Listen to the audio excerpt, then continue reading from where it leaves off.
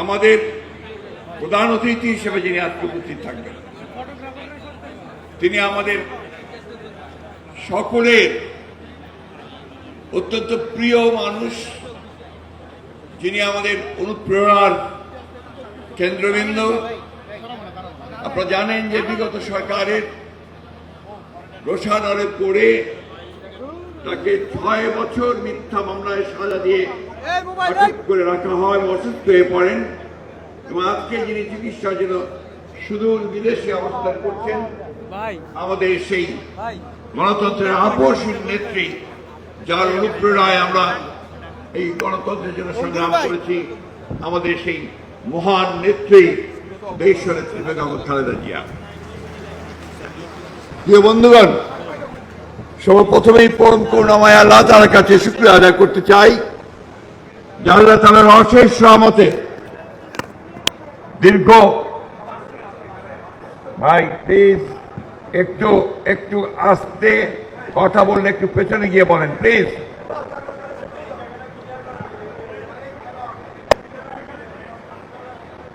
Please আপনারা একটু সরে যান ওখান থেকে।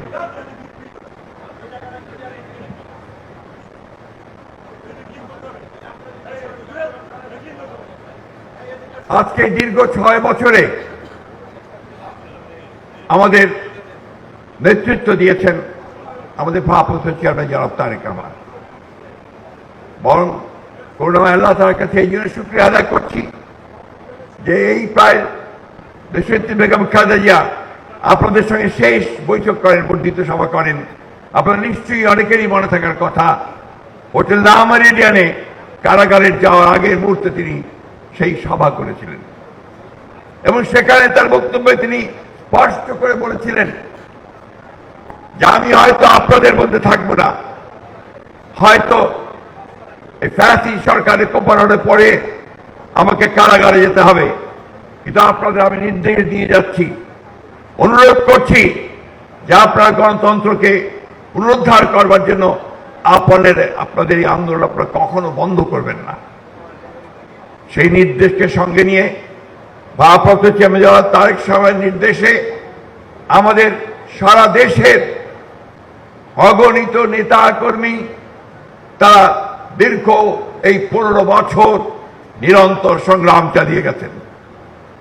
তারা প্রমাণ করেছেন যে একটি গণতান্ত্রিক দল এবং একটি আইন মেনে চলা, সংবিধান মেনে চলা রাজনৈতিক দলের উপরে যে নির্মম নির্যাতন নিপীড়ন এসেছে, তারপরেও শহীদ প্রেসিডেন্ট জিয়া রহমানের সৃষ্ট এই দল, যিনি আমাদেরকে নতুন করে পথ চলতে শিখিয়েছিলেন, বাংলাদেশের মানুষকে নতুন পথের দিশা দেখিয়েছিলেন, নতুন করে গণতন্ত্রকে পুনঃপ্রতিষ্ঠিত করেছিলেন, সেই নেতা আমাদের স্বাধীনতার ঘোষক শহীদ প্রেসিডেন্ট জিয়া রহমানের উত্তমের নির্দেশিত পথে আমরা সামনের দিকে এগিয়ে গণতন্ত্র প্রতিষ্ঠার কাজ করে চলেছি। বন্ধুগণ,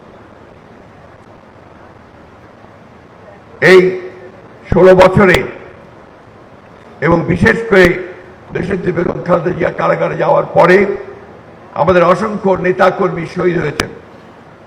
সেই শোক প্রস্তাব নেওয়া হয়েছে, আমাদের অসংখ্য নেতাকর্মীকে গুম করা হয়েছে, আমাদের অসংখ্য নেতাকর্মীকে পঙ্গু করে দেওয়া হয়েছে, 60 লক্ষ মানুষের বিরুদ্ধে মিথ্যা মামলা দেওয়া হয়েছে।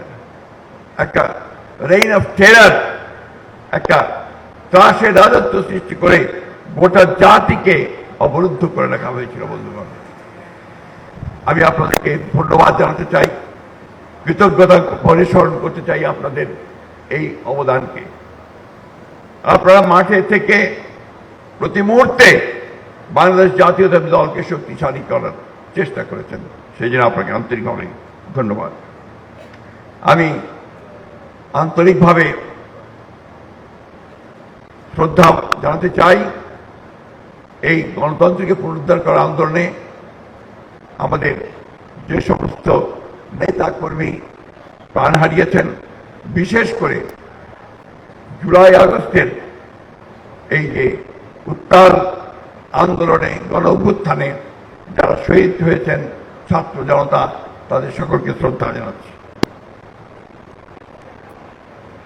আজকের সভায় উপস্থিত সকলের পক্ষ থেকে সশ্রদ্ধ কৃতজ্ঞতা জানাচ্ছি আমাদের প্রাণপ্রিয় নেত্রী, দেশীয় নেত্রী বেগম খালেদা জিয়াকে। তার অবিসংবাদী নেতৃত্ব বাংলাদেশের গণতান্ত্রিক ইতিহাসে নিঃসন্দেহে একটা নজির হয়ে থাকবে। তিনি আমাদের নেতৃত্ব জনগণের অধিকার আদায়ের সংগ্রামে আমাদেরকে শক্তি জুগিয়েছেন, সাহস জুগিয়েছেন ও পথ দেখিয়েছেন। আমি আপনাদের ধন্যবাদ জানাচ্ছি বিএনপির সকল পর্যায়ের নেতা কর্মী ও সমর্থকদের। গণতন্ত্র জনগণের ভোটাধিকার পুনরুদ্ধারে যারা ফ্যাসিস্ট হাতে দুঃশাসনের বিরুদ্ধে লড়াই করেছেন এবং প্রচেষ্টা চালিয়েছেন গণতন্ত্রকে প্রতিষ্ঠার। প্রিয় সহকর্মীবৃন্দ, আমাদের এই সম্পাদকের রিপোর্টটা অনেক বড়, এসব করতে গেলে অনেক সময় লাগবে, সেই আমি সংক্ষিপ্ত করছি, কারণ আমাদের ভারপ্রাপ্ত চেয়ারম্যান সাহেব বোধহয় ভাষণ রাখবেন। আমি শুধু আপনাদের কাছে এইটুকু বলতে চাই যে আমরা এই শেষ বর্ধিত সভা হওয়ার পরে আমরা সাংগঠনিক যে কাজগুলো সেগুলো আমাদের ভারপ্রাপ্ত চেয়ারম্যান জনাব তারেক সাহেবের নেতৃত্বে আমরা অত্যন্ত দক্ষতার সঙ্গে পালন করেছেন। আপনারা বাংলাদেশের অনেকগুলো জেলায় ইতিমধ্যে আপনার কাউন্সিল অনুষ্ঠিত হয়েছে।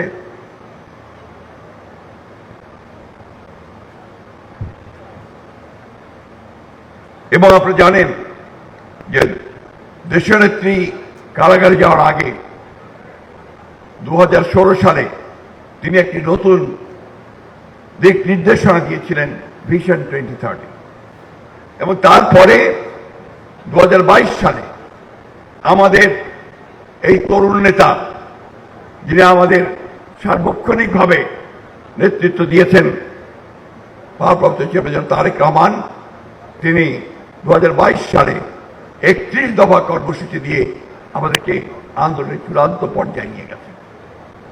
এবং ইতিমধ্যে আপনারা সবাই জানেন যে বাংলাদেশের বাম এবং ডান যতগুলো রাজনৈতিক দল আছে, সংগঠন আছে, গোষ্ঠী আছে, তাদেরকে সকলকে একত্রিত করে এক দফার আন্দোলন, হাসিনা হটাও আন্দোলন, ফ্যাসিবাদের পতন ঘটার আন্দোলন, গণতন্ত্রকে ফিরে পাওয়ার যে আন্দোলন, সেই আন্দোলনে তিনি নেতৃত্ব দিয়েছেন।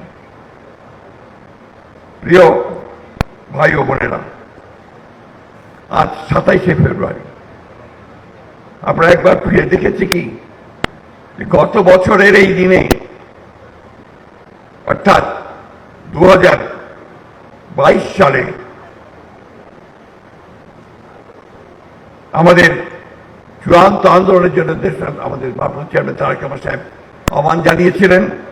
সেটা ছিল 28শে অক্টোবর। এবং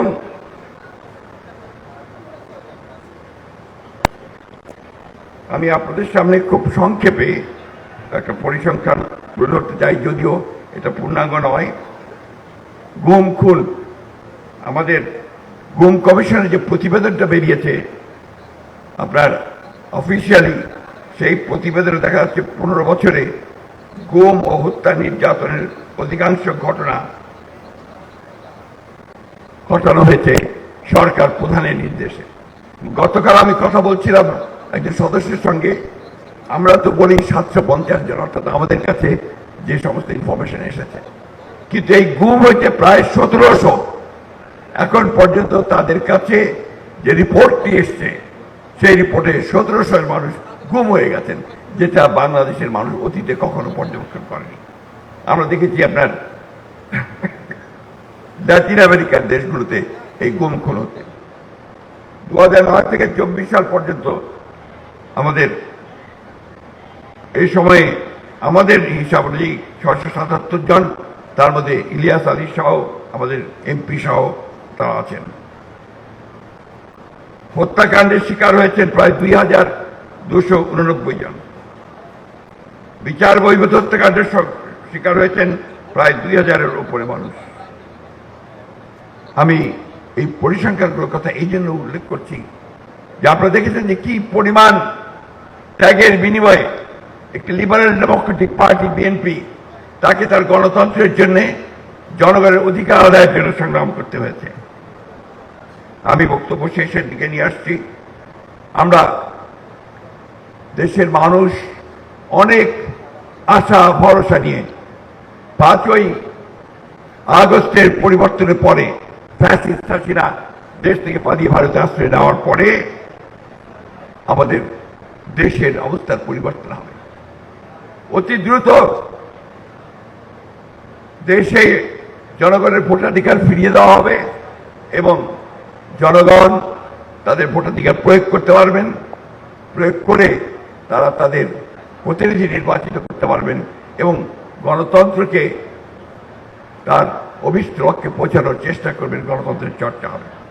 কিন্তু আমরা দুঃখের সঙ্গে দেখছি এখনো যে এখন পর্যন্ত সেই লক্ষ্যে আমরা সুস্পষ্ট কোনো নির্দেশনা পাচ্ছি না।